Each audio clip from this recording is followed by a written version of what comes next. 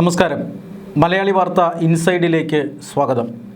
ഇന്നലെ, അതായത് 2026 മെയ് മാസം 2-ാം തീയതി ശനിയാഴ്ച, കേന്ദ്ര വിദേശകാര്യ മന്ത്രാലയത്തിലെയും കേന്ദ്ര തുറമുഖ മന്ത്രാലയത്തിലെയും പ്രധാനപ്പെട്ട ഉദ്യോഗസ്ഥർ എല്ലാം മുൾമുനയിലായിരുന്നു.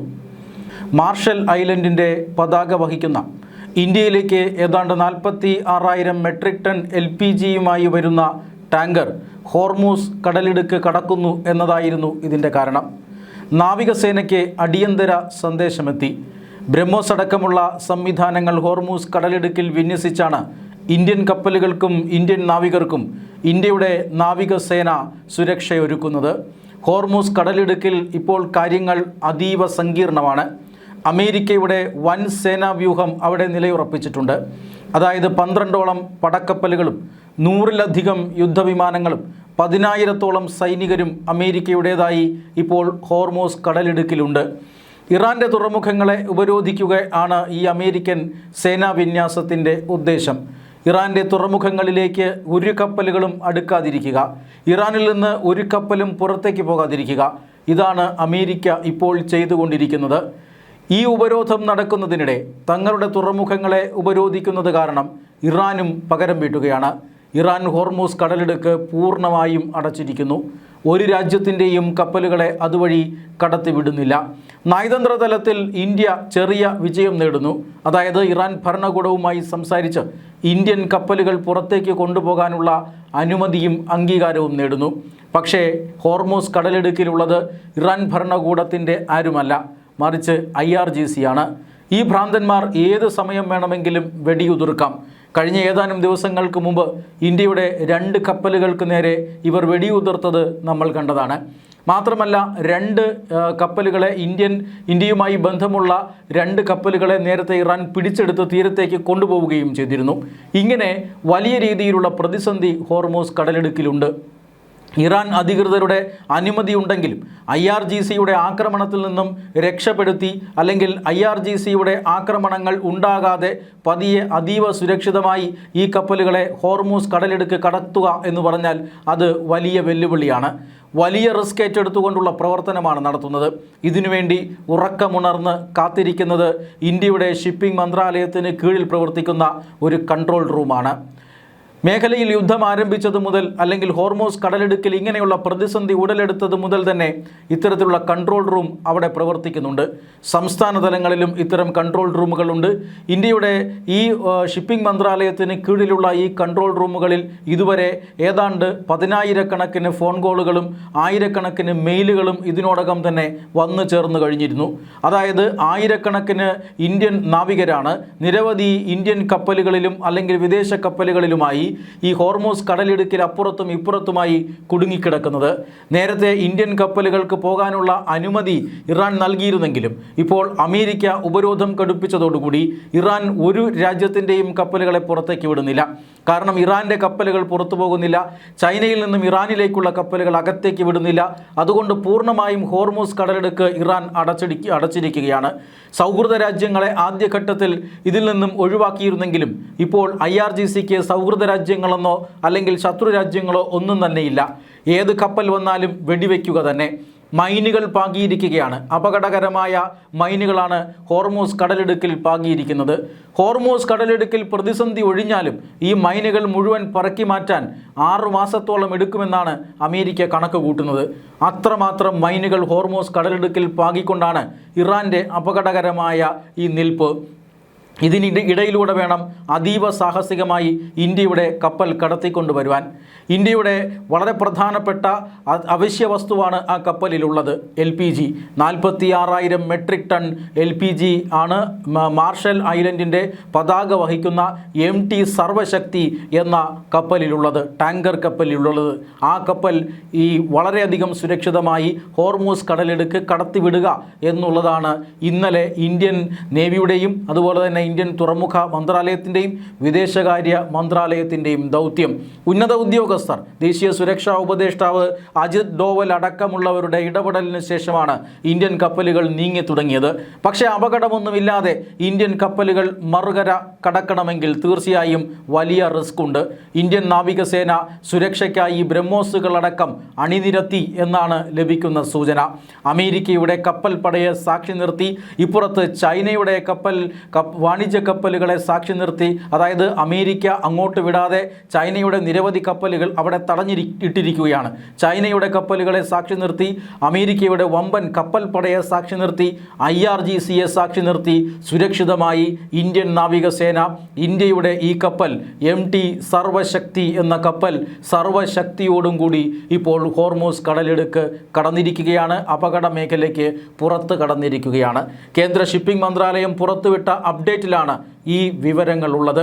അതായത് മെയ് 13 ഈ കപ്പൽ വിശാഖപട്ടണം തുറമുഖത്ത് എത്തിച്ചേരുമെന്നാണ് കരുതുന്നത്.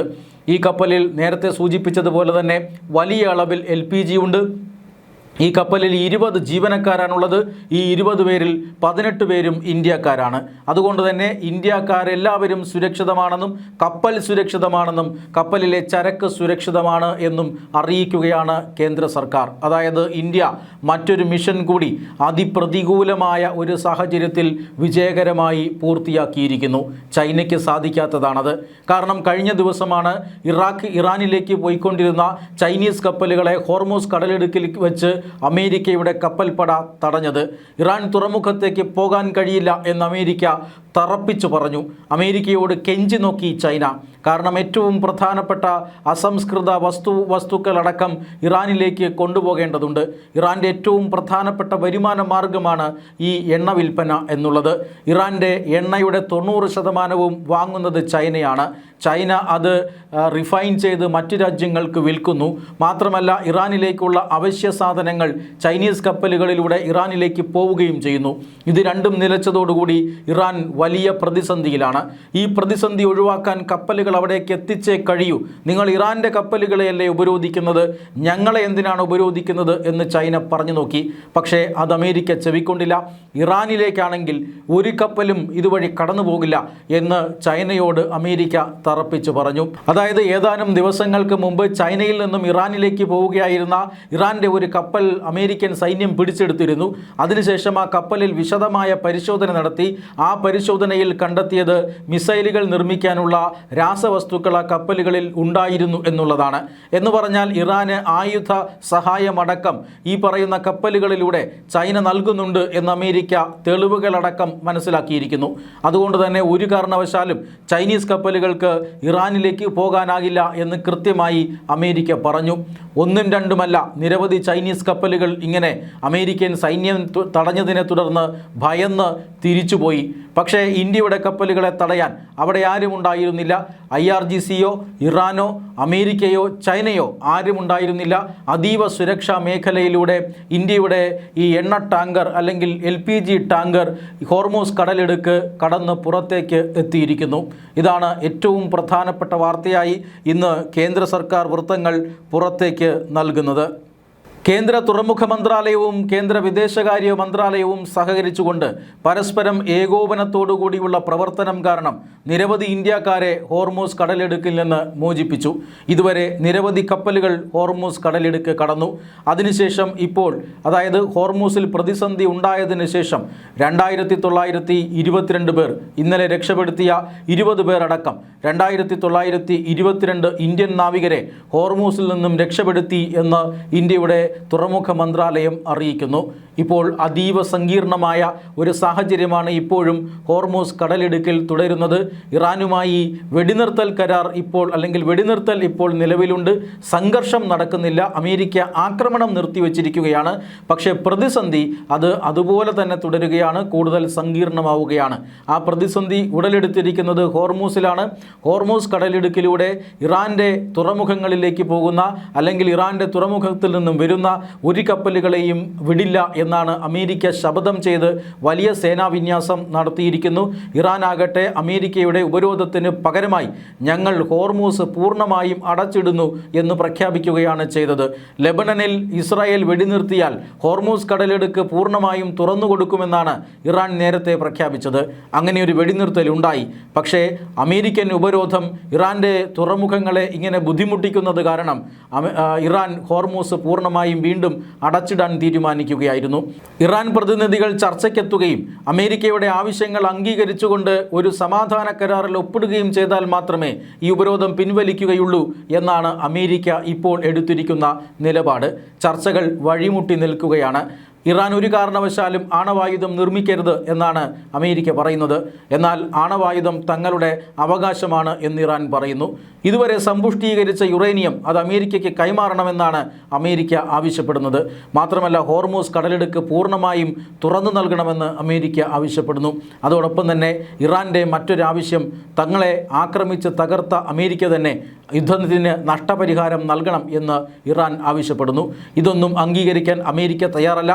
അമേരിക്കയുടെ ഈ ആണവായുധ നിർമ്മാണം നിർത്തണം ഇറാൻ എന്ന ആവശ്യം അത് അംഗീകരിക്കാൻ ഇറാനും തയ്യാറല്ല. ഈ സാഹചര്യത്തിൽ പ്രതിസന്ധി രൂക്ഷമാവുകയാണ്. ഏതാണ്ട് 14 നിർദ്ദേശങ്ങളടങ്ങിയ ഒരു സമാധാന നിർദ്ദേശം ഇപ്പോൾ അമേരിക്കയ്ക്ക് ഇറാൻ കൈമാറിയിട്ടുണ്ട്. അത് പരിശോധിച്ചു കൊണ്ടിരിക്കുകയാണ് എന്ന് ട്രംപ് അറിയിച്ചിട്ടുണ്ട്. പക്ഷേ പ്രഥമ ദൃഷ്ടി അത് തനിക്ക് ഇഷ്ടപ്പെടുമെന്ന് തോന്നുന്നില്ല എന്നാണ് ട്രംപ് പറയുന്നത്. എന്തായാലും അമേരിക്കയിൽ ട്രംപിൻ്റെ പിന്തുണ കുറഞ്ഞു വരുന്നുവെന്ന സൂചനകൾ പുറത്തു വരുന്നുണ്ട്. ഏതാണ്ട് 61% ജനങ്ങൾ അമേരിക്കയിൽ ഈ യുദ്ധത്തിനെതിരാണ് എന്ന സർവേ ഫലങ്ങൾ പുറത്തു വരുന്നുണ്ട്. അപ്പോഴും എന്തുകൊണ്ടാണ് നമ്മൾ ഈ യുദ്ധം നടത്തേണ്ടത് എന്നുള്ളതിനെക്കുറിച്ചുള്ള വിശദീകരണം നൽകുകയാണ് ട്രംപ്. ഇപ്പോൾ എന്തായാലും 60 ദിവസത്തെ സമയപരിധി കഴിഞ്ഞിരിക്കുന്നു. 60 ദിവസത്തിൽ കൂടുതൽ അമേരിക്കൻ പ്രസിഡന്റിന് പാർലമെന്റിൻ്റെ അനുമതിയില്ലാതെ യുദ്ധം നടത്താൻ കഴിയില്ല. അതുകൊണ്ട് തന്നെ താൽക്കാലികമായി യുദ്ധം അവസാനിപ്പിച്ചു എന്ന് അമേരിക്കൻ പ്രസിഡന്റ് ഔദ്യോഗികമായി പാർലമെന്റിനെ അറിയിച്ചിരിക്കുന്നു. ഇത് മറ്റൊരു തീരുമാനമാണ്, അല്ലെങ്കിൽ ഇതൊരു മറ്റൊരു ആശങ്കയുടെ വിഷയമാണ്. കാരണം ഇങ്ങനെ ഔദ്യോഗികമായി പാർലമെന്റിനെ അറിയിച്ചതോടുകൂടി മറ്റൊരു 60 ദിവസം കൂടി യുദ്ധം ചെയ്യാനുള്ള അവകാശം ഇപ്പോൾ ട്രംപിന് കൈവന്നിരിക്കുകയാണ്. അതുകൊണ്ട് തന്നെ ഇറാനെ ഒറ്റ ദിവസം കൊണ്ട് അവസാനിപ്പിച്ച് വിജയം കൈവരിക്കും എന്ന് പ്രഖ്യാപിക്കുകയാണ് ഡൊണാൾഡ് ട്രംപ്.